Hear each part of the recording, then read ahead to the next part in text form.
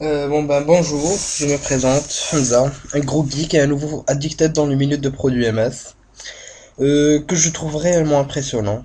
Surtout avec l'annonce de l'arrivée de Windows Azure, la révolution du cloud computing et l'arrivée du Windows Phone 7, qui a dire, euh, donné un nouveau goût au monde de la téléphonie et qui offre à chacun, d'hommes de business en passant par les développeurs et en arrivant vers les fanatiques de Windows, un vrai goût de vraisemblance.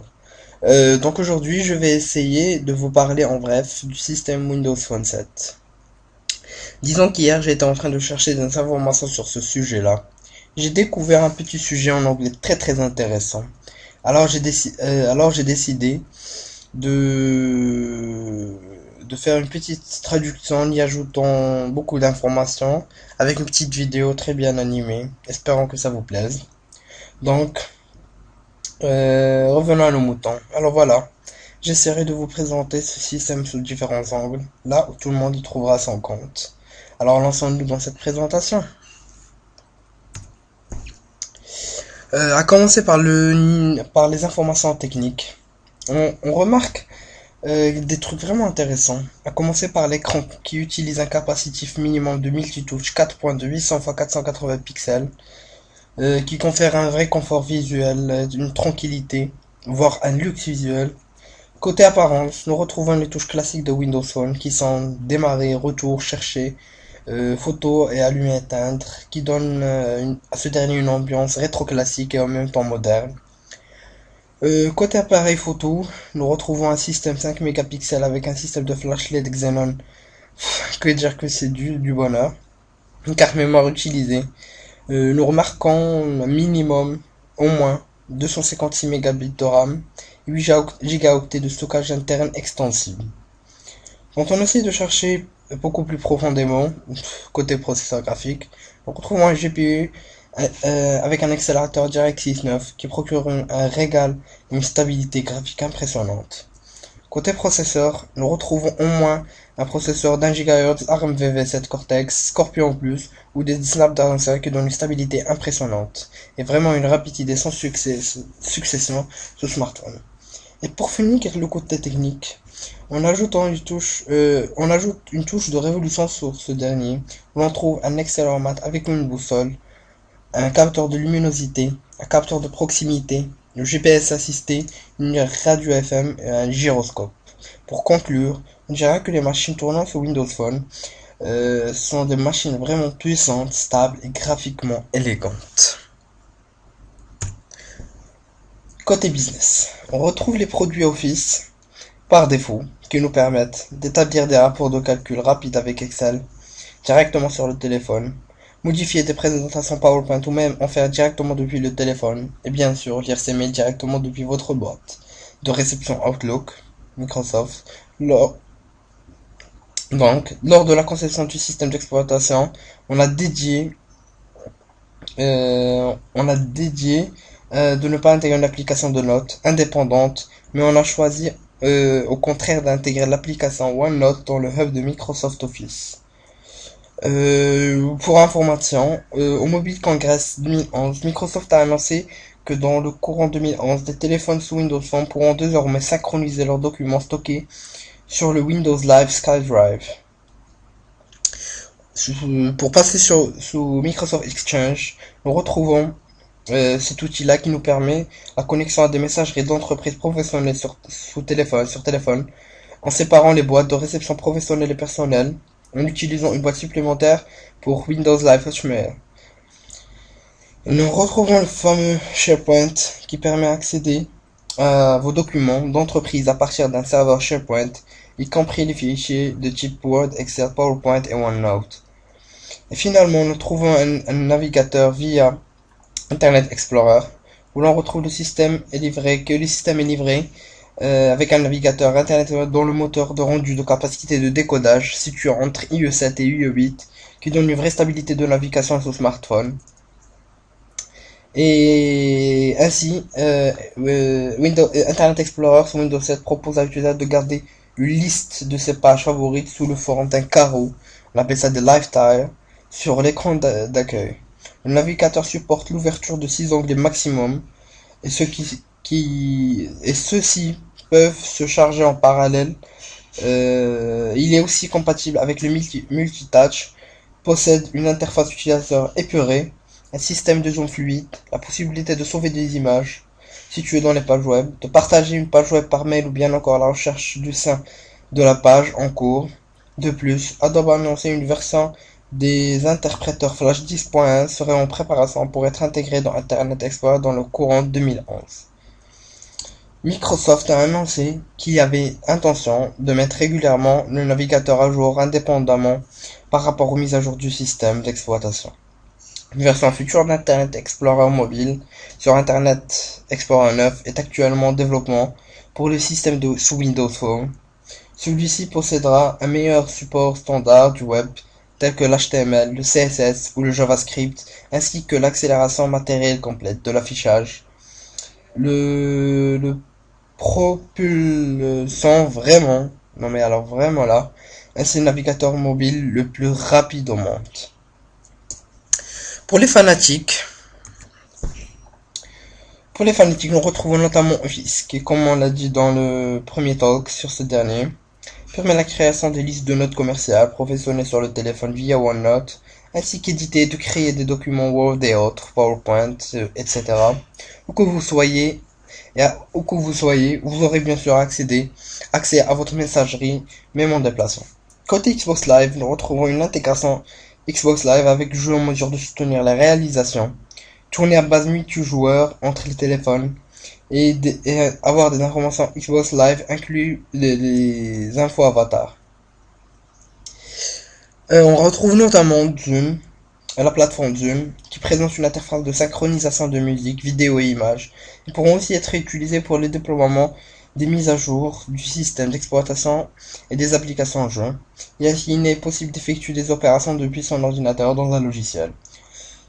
La synchronisation des données avec un ordinateur passe par le logiciel Zoom Software, développé par Microsoft pour les PC sous Windows ou bien le logiciel Windows Phone Connector pour les ordinateurs Apple. Ce logiciel reprend le concept introduit par Apple de iTunes. Il permet de synchroniser la musique, vidéo, podcast et applications sur son téléphone. De plus, la synchronisation des courriers et de l'agenda se passe directement avec le service en ligne, par exemple Gmail ou Hotmail. Mais il n'est plus possible de synchroniser directement avec Microsoft Outlook avec Windows Mobile.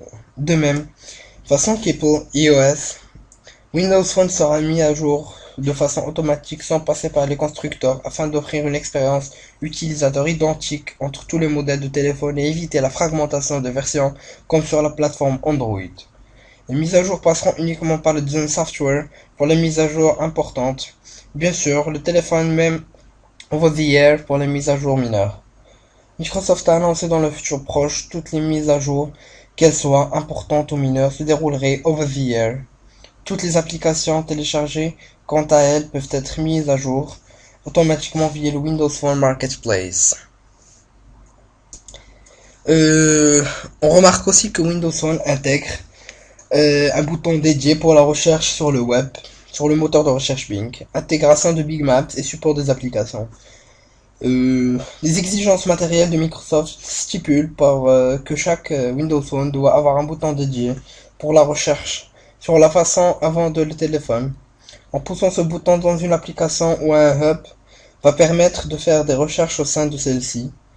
Dans les autres cas, en poussant le bouton de recherche va mettre l'utilisateur de faire des recherches sur Internet, dans l'actualité ou bien encore sur carte grâce à l'application Bing, qui est l'application de recherche par défaut.